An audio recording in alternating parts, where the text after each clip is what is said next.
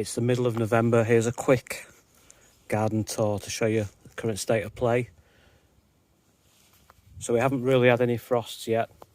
There's nothing forecast for the next few weeks below 5 degrees at night, so I'm not planning on wrapping anything up or digging anything up yet.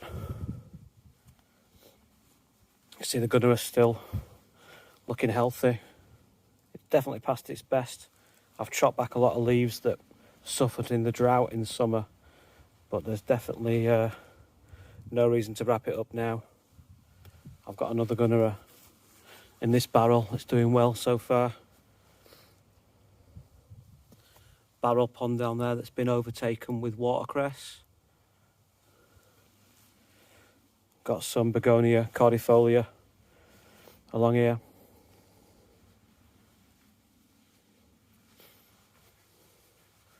Spectacular flowers on the Fatsia Japonica.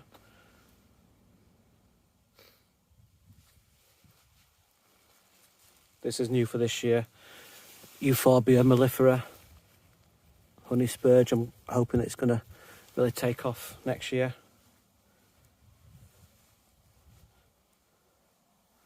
My Paulonia foxglove trees. Past its best but still hanging on in there.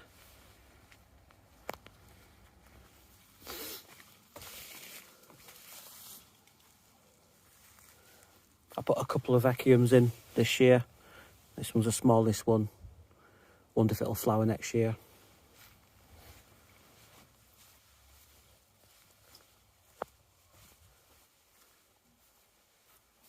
Euphorbia wolfenii.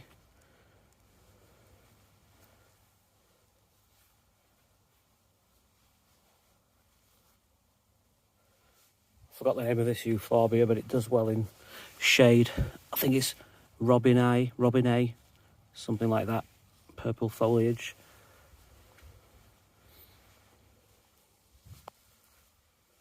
Nasturtiums have overtaken the garden. These have self-seeded.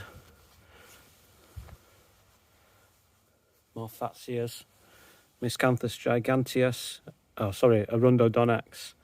Miscanthus giganteus there doing really well still. Sort of turning the autumn colours, but still doing well. This is the Nephophia red hot poker, sort of taking over. Definitely needs dividing, cutting back. But for now, it's providing a good bit of shade and bit of shelter for the Tetrapanax. This went in the ground early this year. Got decent woody stem on it there. Hasn't made much growth in terms of height, but I'm hoping it'll do something next year. Another echium. More nasturtiums running wild. This is my biggest Trachycarpus fortunei. Flowered in the summer. Last bit of flower stalks there. This area was sown as a wildflower bed. I'm going to rethink it next year because it did sort of take over the hammock area. But I've got a few of the tall perennials down there that should do really well. Up onto the decking. This will be covered at some point with corrugated plastic. You can see I've got 3 eucalyptus trees that have providing height in the garden. My bananas are looking bedraggled but still going strong. These are 3 years old now, beginning to pup really well. This is a pup this year, this one. Probably about 4 or 5 feet in height. A few more there.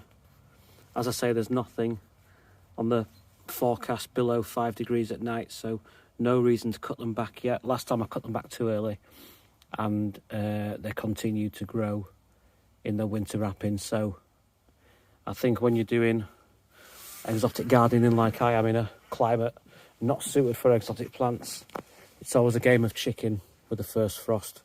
But I let them take the frost and then wrap them up for winter. I've got the fleece and straw ready to go. This is my biggest echium, hoping that it'll flower next year. It's definitely split into multiple heads dichotomized, I think you call it, but correct me if I'm wrong.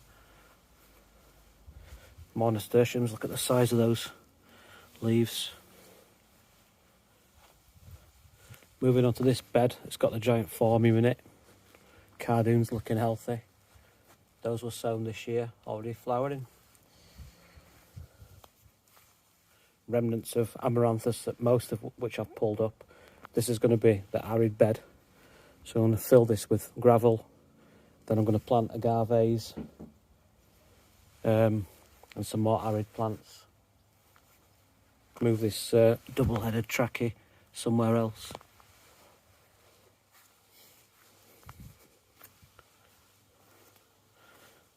Over the bridge, over the jungle stream that needs repairing,